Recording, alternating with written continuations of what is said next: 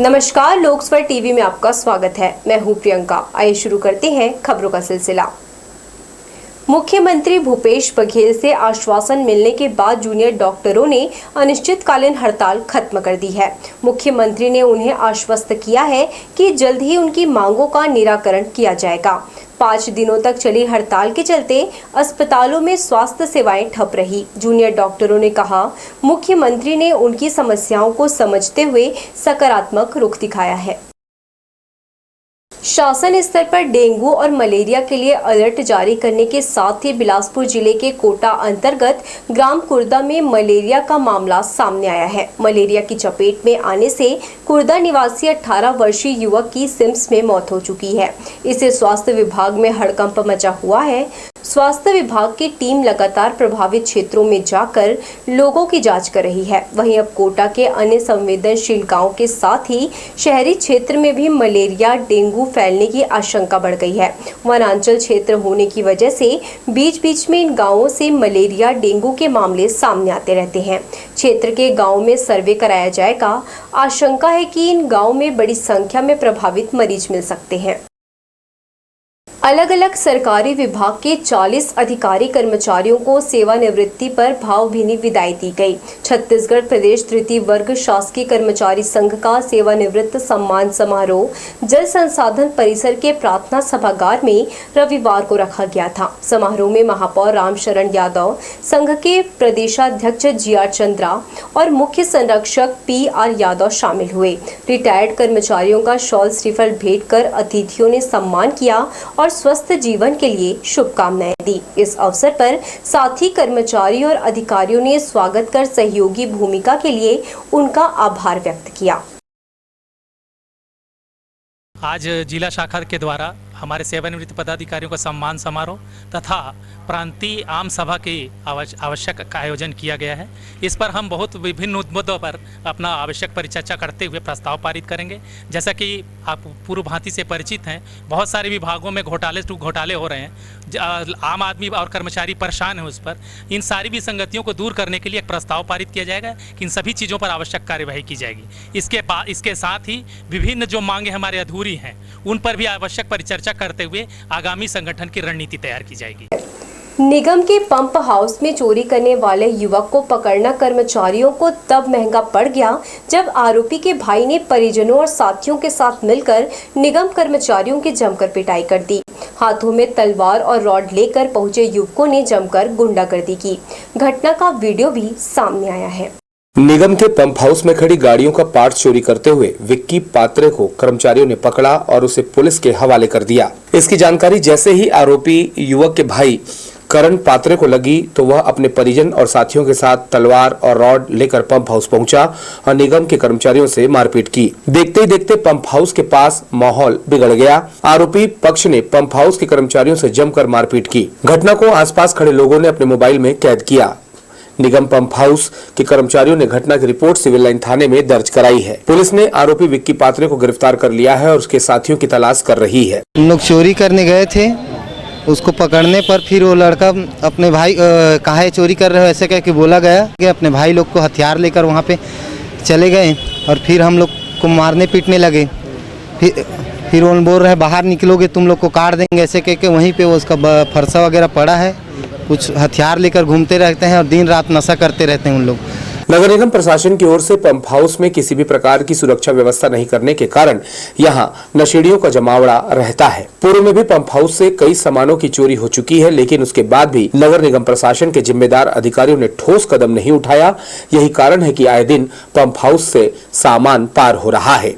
कुछ लोग जो सामने रहते हैं वो आके वहाँ पे कुछ भी करते रहते हैं, कुछ सामान वगैरह ले जाने की कोशिश करते हैं। उनको मना करने पे ये वहाँ पे कर्मचारियों से वो लोग हुज्जतबाजी करते हैं। सुरक्षा की व्यवस्था क्यों नहीं, वहाँ पे गार्ड क्यों नहीं है निगम की तरफ से?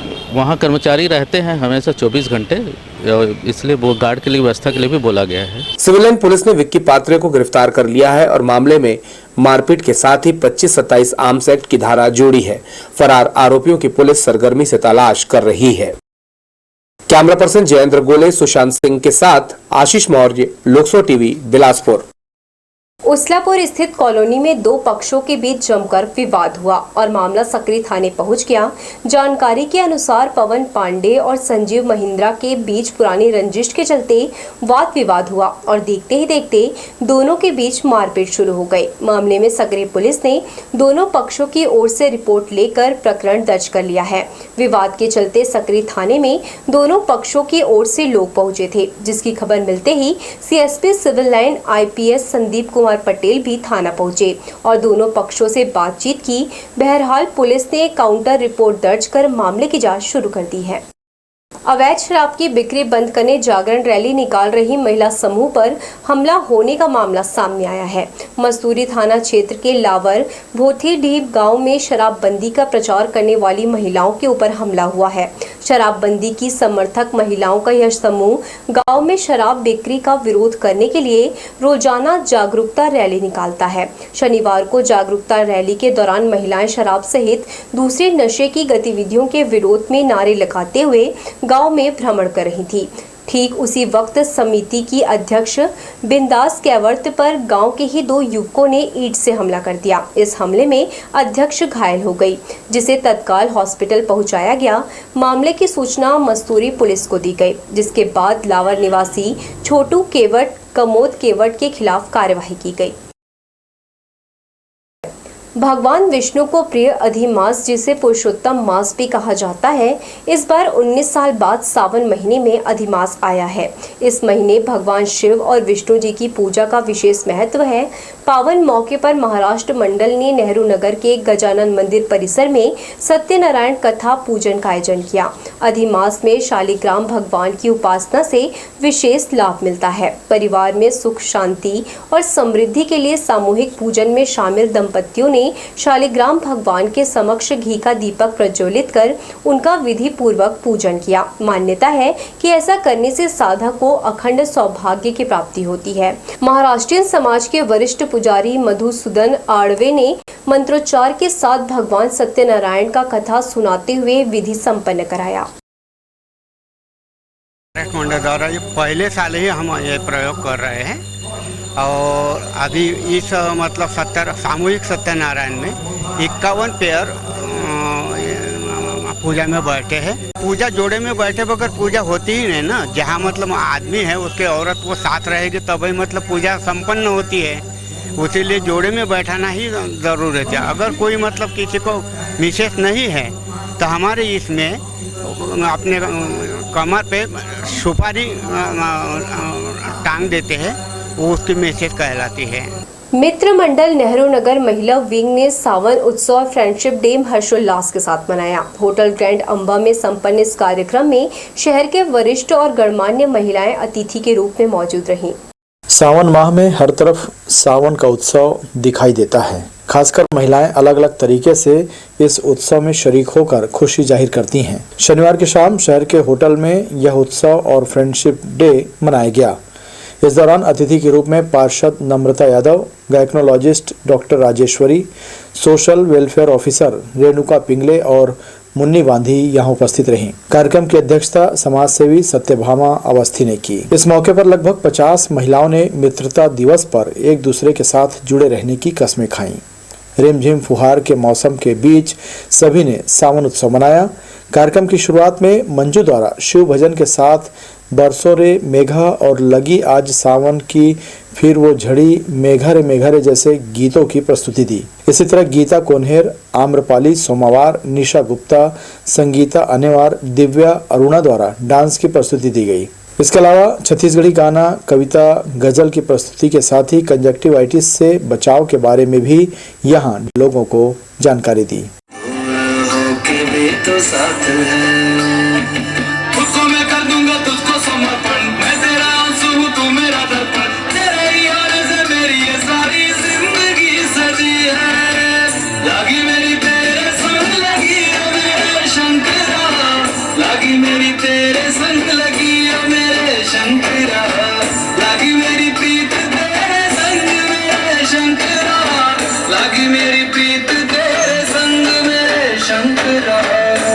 आज के इस नेहरू नगर मित्र मंडल द्वारा फ्रेंडशिप दिवस और सावन सुंदरी का कार्यक्रम रखा गया था। उसे विशिष्ट अतिथि के रूप में मुझे बुलाया गया। सभी बहनों के साथ आज यहाँ पर मुझे बहुत अच्छा लग रहा है, एक नया उत्साह है।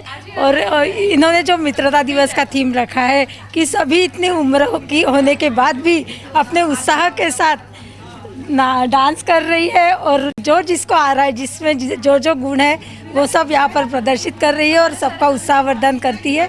आज मुझे बहुत अच्छा लग रहा है, मैं इनके बीच में अपने आप को गर्वान्वित महसूस कर रही हूँ। आज हम लोग मित्र मंडल नेहरू नगर महिला विंग द्वारा हम लोग सावन उत्सव और फ्रेंडशिप डे सेलिब्रेट कर रहे हैं और देख रहे हैं आप सब महिलाओं में कितना ज़्यादा उत्साह है।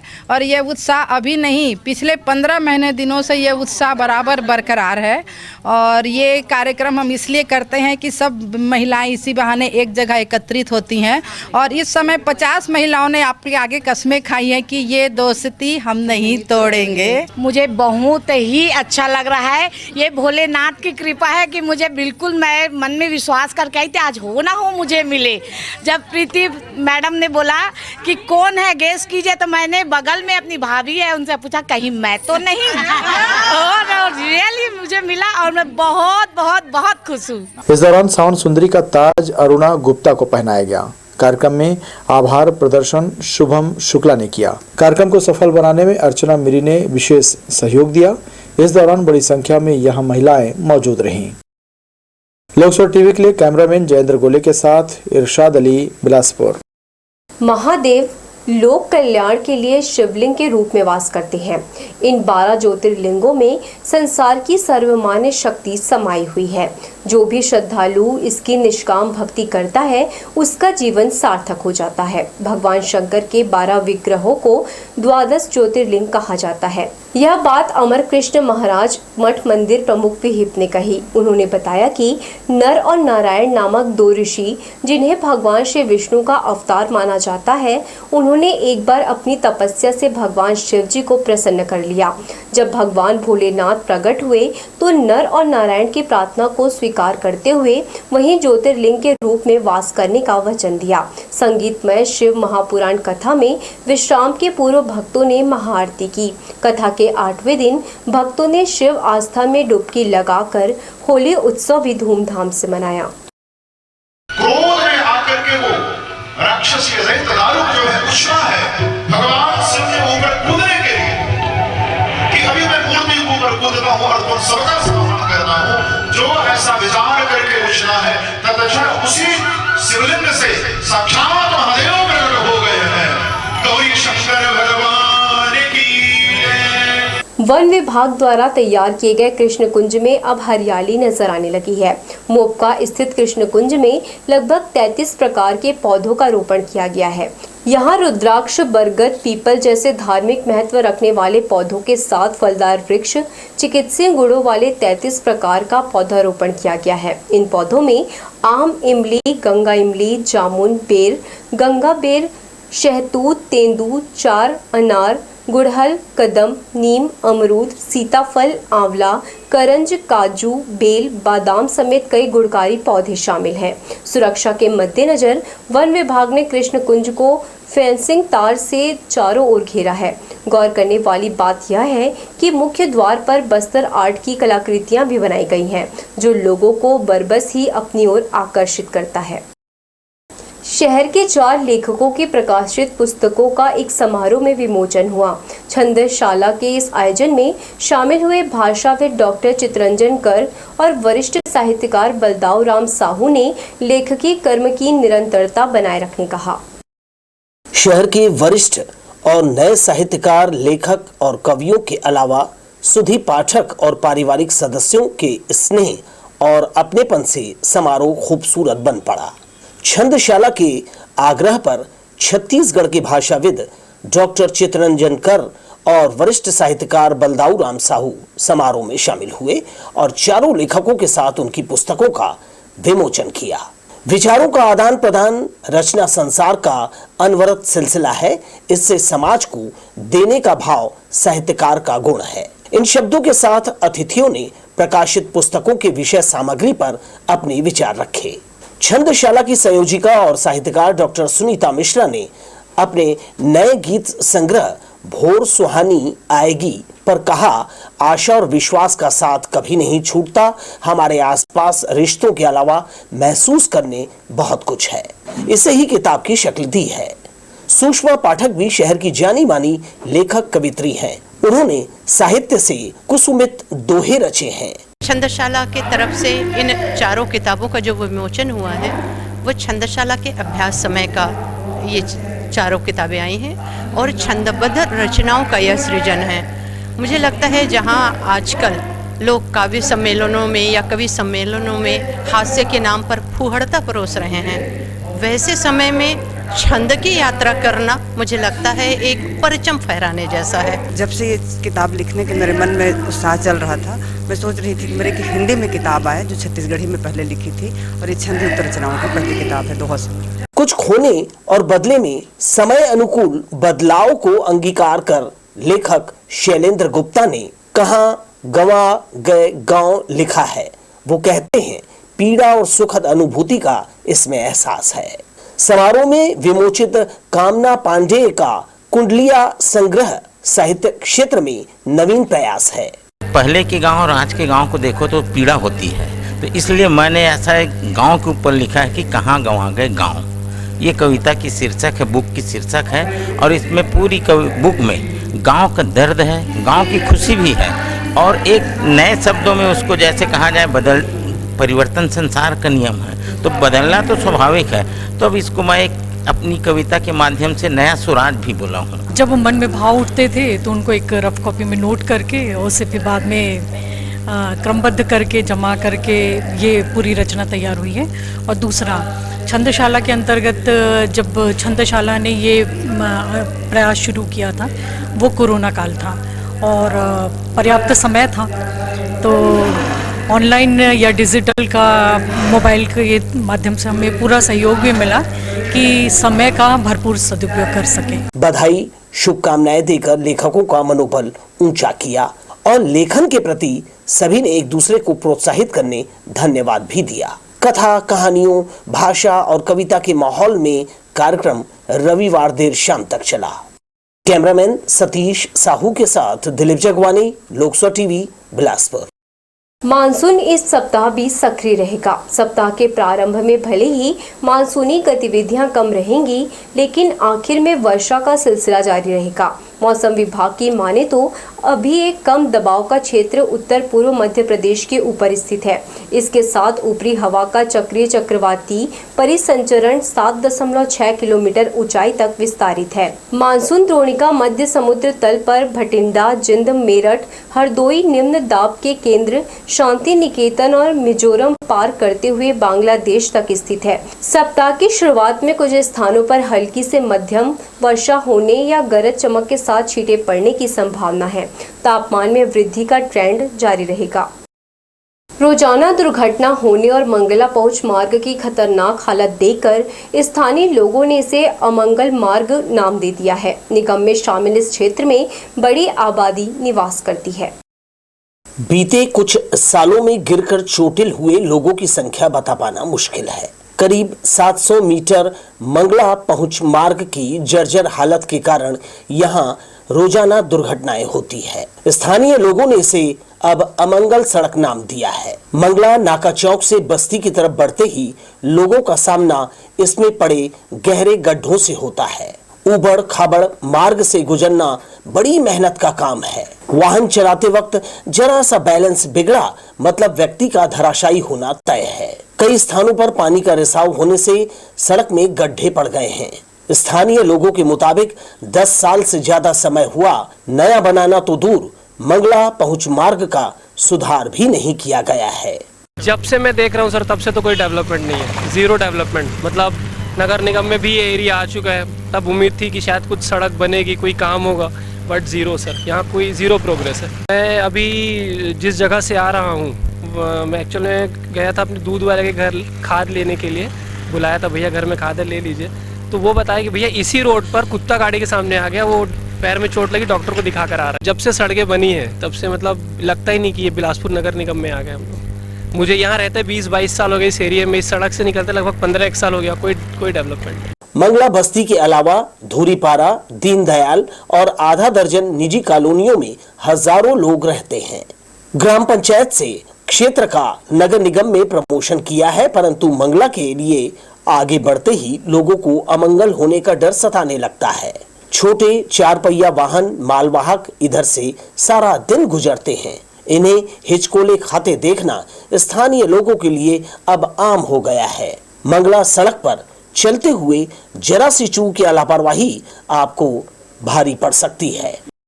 कैमरामैन सतीश साहू के साथ Dilip Jagwani, Lok Sabha TV, Bilaspur. Civil line police ने वेयर हाउस रोड के पास बस में सवार 2 युवकों से 17 किलो 500 ग्राम गांजा जब्त किया है।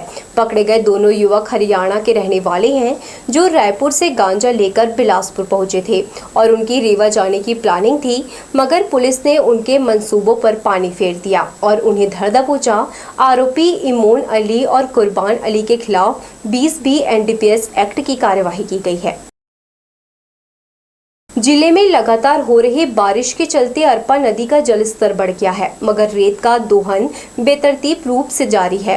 कई जगहों से रेत निकाली जा रही है। रात के अंधेरे में अरपा के बंद सभी घाटों में रेत की अवैध खुदाई हो रही है। अधिकारियों के नाक के नीचे रेत माफिया अपने कामों को बखूबी अंजाम दे रहे हैं। बंद रेत घाट में ही 8-10 ट्रैक्टर को खड़े देखा जा सकता है। ज्यादा बारिश होने पर नदी में पानी का बहाव तेज हो जाएगा और रेत निकालना मुश्किल होगा। तब माफिया नदी में पानी होने का बहाना बनाकर दोगुनी कीमत पर इसे बेचेंगे। इधर खनिज विभाग के अधिकारियों को इस बात की जानकारी तो है, मगर वे कार्यवाही करने से बच रहे हैं। एसपी के निर्देश पर शनिवार की रात शहर और ग्रामीण थानों में सरप्राइज चेकिंग की गई। निर्धारित पॉइंट पर थाना प्रभारियों की मौजूदगी में वाहनों की जांच की गई। इस दौरान drink and drive, black film, बिना नंबर की गाड़ी, 3 सवारी सहित यातायात नियमों का उल्लंघन करने वालों पर कार्यवाही की गई। करीब 187 वाहनों के खिलाफ चालानी कार्यवाही की गई। वहीं 27 वाहन स्वामियों के विरुद्ध ड्रिंक एंड ड्राइव का मामला बनाया गया। मोटर व्हीकल एक्ट के तहत पुलिस ने 65,200 रुपये जुर्माना वसूला। पुलिस अधीक्षक संतोष कुमार सिंह और अतिरिक्त पुलिस अधीक्षक शहर राजेंद्र जायसवाल भी जांच पॉइंट पर पहुंचे और पुलिस अधिकारियों को आवश्यक निर्देश दिए। तो ये थी हमारी लोकसभा टीवी की तमाम खबरें। अगले बुलेटिन में आपसे फिर होगी मुलाकात। तब तक के लिए पूरी टीम के साथ प्रियंका को दीजिए इजाजत। नमस्कार।